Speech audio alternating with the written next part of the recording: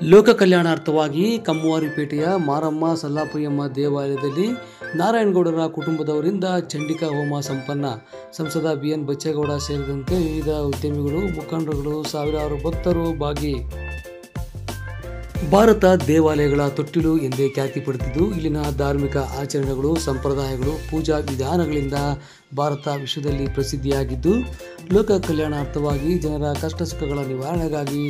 ಧಾರ್ಮಿಕ ಆಚರಣೆಗಳನ್ನು, ಪೂಜೆ ವಿಧಿವಿಧಾನಗಳನ್ನು ತಲತಲಾಂತರಗಳಿಂದ ಹಿರಿಯರು ನಡೆಸಿಕೊಂಡು ಬಂದಿದ್ದಾರೆ. ಅದರಂತೆ ಇಂದು ಕಮ್ಮವಾರಿಪೇಟೆಯ ಸಲ್ಲಾಪುರಮ್ಮ ಮಾರಿಯಮ್ಮ ದೇವಾಲಯದಲ್ಲಿ ದಿವಂಗತ ನಾರಾಯಣಗೌಡರ ಕುಟುಂಬದವರು, ತ್ಯಾಗರಾಜರವರ ಕುಟುಂಬದವರು, ಮಧುರವರ ಕುಟುಂಬದವರು ಸೇರಿದಂತೆ ಕಮ್ಮವಾರಿಪೇಟೆಯ ಹಲವಾರು ಮುಖಂಡರುಗಳು, ಸಾವಿರಾರು ಭಕ್ತರೊಂದಿಗೆ ಲೋಕ ಕಲ್ಯಾಣಾರ್ಥವಾಗಿ ಚಂಡಿಕಾ ಹೋಮವನ್ನು ಏರ್ಪಡಿಸಿದ್ದರು.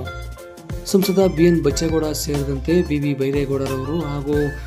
ನೂರಾರು ಮುಖಂಡರುಗಳು, ಹೊಸಕೋಟೆ ನಗರದ ಮುಖಂಡರುಗಳು ಸೇರಿದಂತೆ ಸಾವಿರಾರು ಭಕ್ತಾದಿಗಳು, ಕಮ್ಮವಾರಿಪೇಟೆಯ ಎಲ್ಲ ಕುಲಬಾಂಧವರು ಸೇರಿ ಈ ಚಂಡಿಕಾ ಹೋಮದಲ್ಲಿ ಭಾಗವಹಿಸಿದ್ದು,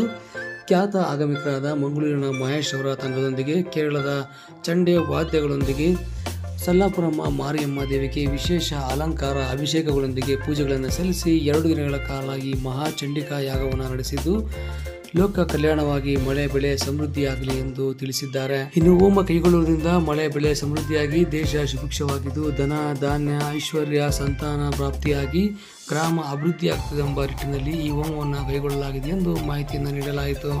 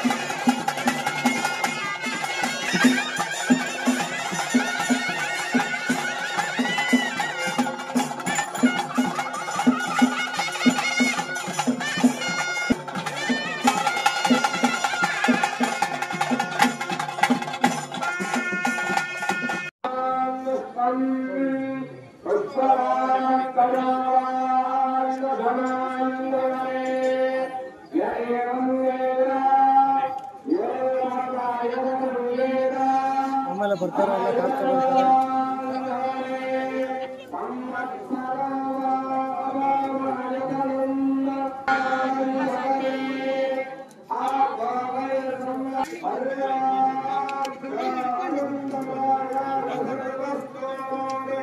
ಸ್ವಾಮಿಗಳೇ,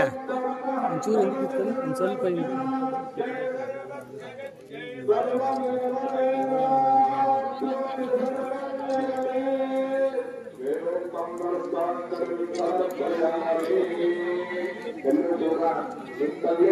ಎಲ್ಲರೂ ಪ್ರದಕ್ಷಿಣೆಯನ್ನು ಮಾಡಬೇಕು. ಯಾರು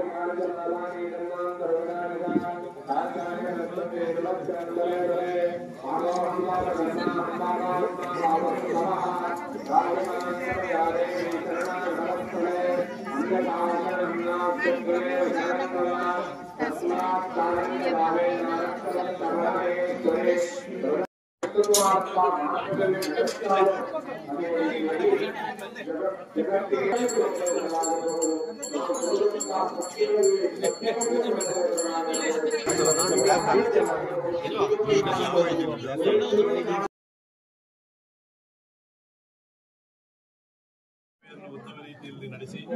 ಯಾವ ಕಾಲದಲ್ಲಿ ಯಾವ ವಂಶ ಯಾವ ರೀತಿ ಪ್ರಕಾರವಾಗಿ ಸಂಕಲ್ಪ ಇಟ್ಟು ನಮ್ಮ ನಾರಾಯಣಗೌಡರ ವಂಶದಲ್ಲಿ ನಮ್ಮ ಕಾಲದಲ್ಲಿ ಆಗಲಿ ನಮ್ಮ ಹಿರಿಯರ ಕಾಲದಲ್ಲಿ ಆಗಲಿ ಏನಾದರೂ ಒಂದು ಕೈತಪ್ಪು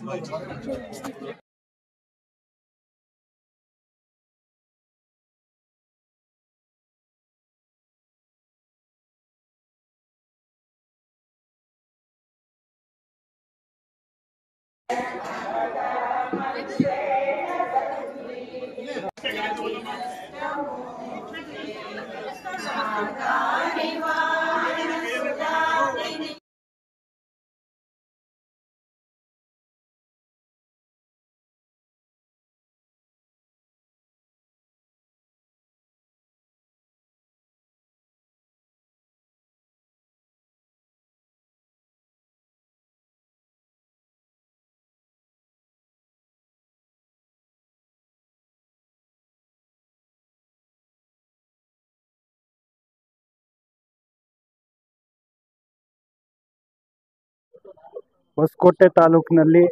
ಕಂಬಾರಪೇಟೆಯಲ್ಲಿ ಮಾರಮ್ಮ ಸಲ್ಲಾಪುರಮ್ಮ ಅನ್ನುವಂಥ ದೇವಾಲಯದ ಆವರಣದಲ್ಲಿ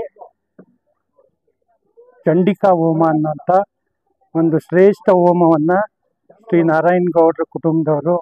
ಅದರಲ್ಲಿ ಶ್ರೀಮತಿ ಸಾವಿತ್ರಮ್ಮ ತ್ಯಾಗರಾಜ್ ಅವರ ಮಗ ಸುಭಾಷ್ ಅವರು, ಅದೇ ರೀತಿ ನಮ್ಮ ಬಾಪಣ್ಣ ಅಂಬಿಕಾ ಅವರ ಮಗ ಮಧು ಅವರು ಹಾಗೂ ಇತರ ಸಹೋದರರು ಎಲ್ಲರೂ ಸೇರಿ ಈ ಶ್ರೇಷ್ಠವಾದ ಹೋಮವನ್ನು ಈ ಒಂದು ಜಾಗದಲ್ಲಿ ಎಲ್ಲರ ಏಳಿಗೆಗಾಗಿ, ಆರೋಗ್ಯಕ್ಕಾಗಿ, ಎಲ್ಲ ವಿದ್ಯೆ ಅನುಕೂಲ ಆಗಲಿ ಅನ್ನೋಂಥ ದೃಷ್ಟಿಯಿಂದ ಇಡೀ ಕುಟುಂಬ ಹಾಗೂ ಇಡೀ ಕಂಬಾರ ಕುಲಬಾಂಧವರು ಹಾಗೂ ಇಡೀ ತಾಲೂಕು ಎಲ್ಲ ಶ್ರೇಷ್ಠವಾಗಿ ಆರೋಗ್ಯವಾಗಿ ಧನ ಧಾನ್ಯ ಮಳೆ ಎಲ್ಲ ದೇವರ ಆಶೀರ್ವಾದ ಆಗಲಿ ಅನ್ನೋ ಉದ್ದೇಶದಿಂದ ಈ ಒಂದು ಹೋಮವನ್ನು ಈ ಕುಟುಂಬದವರು ಏರ್ಪಡಿಸಿದ್ದಾರೆ ಸರ್. ಈ ದಿನ ನಮ್ಮ ಐತಿಹಾಸಿಕ ದೇವಾಲಯ